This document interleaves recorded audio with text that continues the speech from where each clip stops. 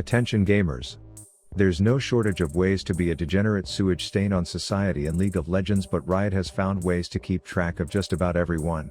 If you like to leave games early, they slap a low priority queue on your account. If you can't play nicely with others, you lose privileges to hold the talking stick. If you're a chronic feeder, they've got all the statistics to embarrass you at your wedding. And you know what they do with all of these failed abortions that they've collected all this dirt on?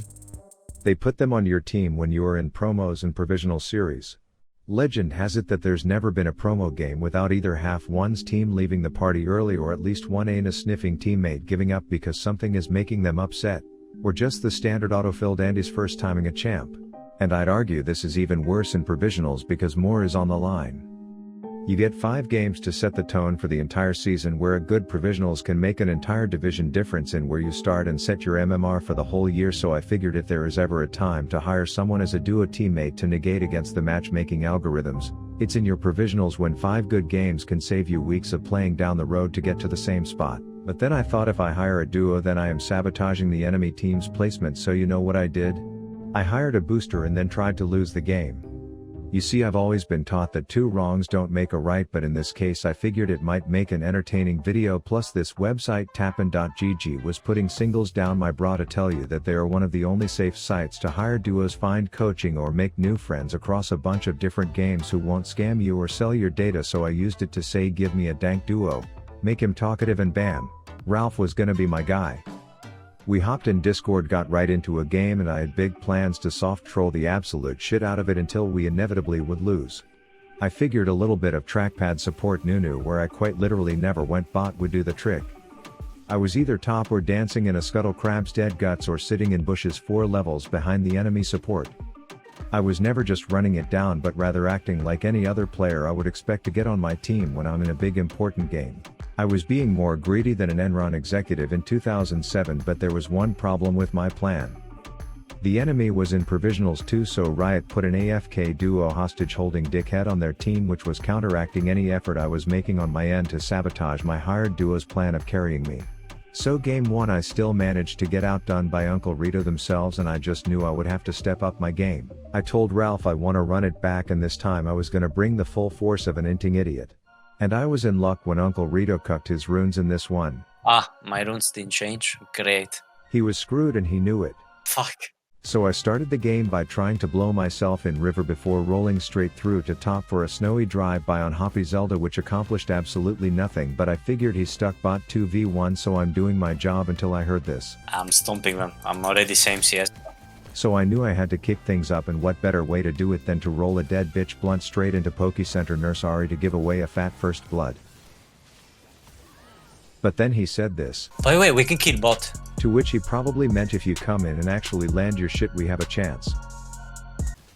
Oh fuck. But I got a call and I was gonna commit like a man on one knee, knowing damn well that my furry level 1 asshole would be about as useful as a chocolate teapot, as I successfully hand 2014 Tyler won a fat 300 under the table while boosting Bobby has to burn his flash to get out, to which I try to tilt him by asking if I can blame that death on his call. You can.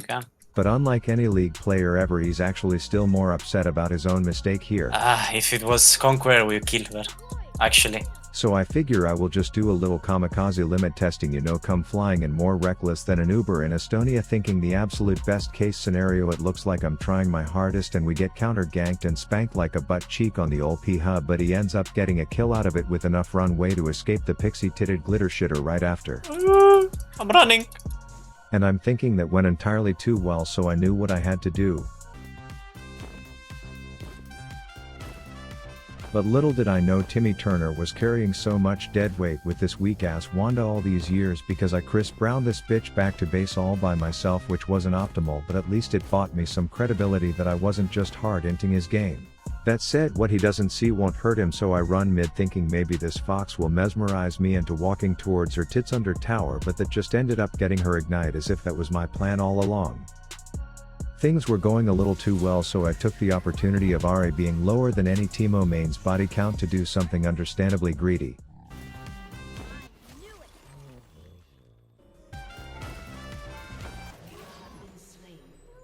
But I can't exactly tilt my duo. Nah, I got it. So I try to flip my mid's mental instead. Then I figure if he's still unfazed, then me playing like a board certified dumbass must not be affecting him enough, so I bowl another visually bugged gutter ball past the Fed juggler, and then I continue pushing the fight like I have a fetish for being in my own fountain until I bait in the booster, to which I identify as a German car manufacturer and say I'm outie, but even then he's still being wholesome as fuck about what happened. The guy kept his W. How good is he? What? Meanwhile, the lung disease cripple I was dealt as a mid laner is acting more appropriately like a solo queue teammate, and when he asks that I never come mid again, you already know what I was gonna do.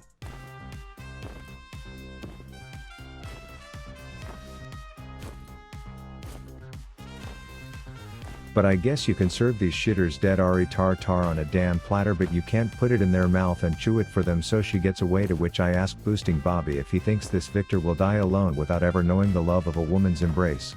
Probably. And since I've been more absent than an OnlyFans girl's father bot lane all game, they have prio to catch the albino Charizard in river, which is a great opportunity for a little bit of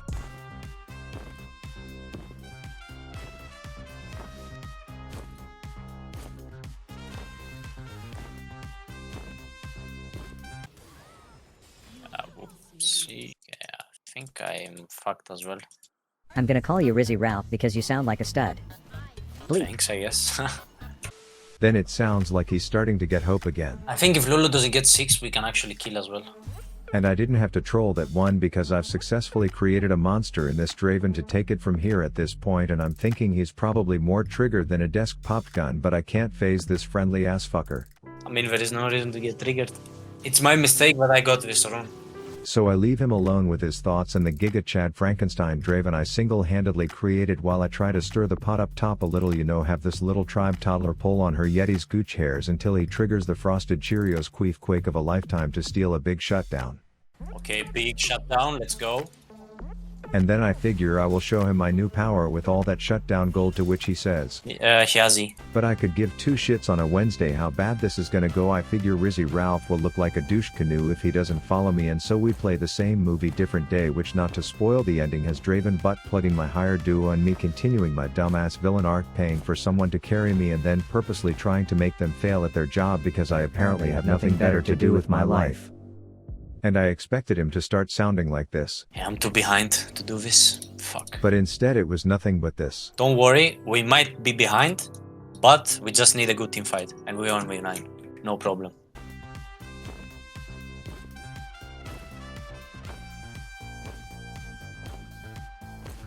But I don't want him to think I'm a total dickhead, so I apologize for letting the enemy get so ahead. Nah, don't worry. It's because of me. Got the wrong runes. I accept. And of course he's like a goddamn untiltable TED Talk. This is a way to actually improve. Like, if it's your fault, truly, you just should accept the fact that it's your fault and improve through it. Like, don't do the same mistake basically twice. So I ask him his opinion on Hitler. I don't know if I am a fan. But all this shit has me feeling like I'm gonna make a big play for the boys. Oh my god, yeah, please. Oh, I'm watching. I'm flanking, okay. I'm not chasing Draven, he actually kills me. Okay, this is from good. This lets 5 of them penetrate the base like it's Mia Khalifa's back door, and not all Yeti riding midgets wear capes, but I knew what I had to do. I knew I just had to hold them off till my team. I can't follow. Can't follow. I'm not gay for pay, but like $20 is $20. Exactly. Anyways, I don't want to get Giga reported, so when I see Riven more out of place than an Xbox controller on a submarine, I put on my Playmaker pants only to almost drop the soap and get fisted by Prison Dick Riven, but it works out and the words of encouragement were there. Yeah, let's go. So I ask him what he needs from me to carry. Literally, your job is just to hit the snowball. To which I'm like, say no more, I got you.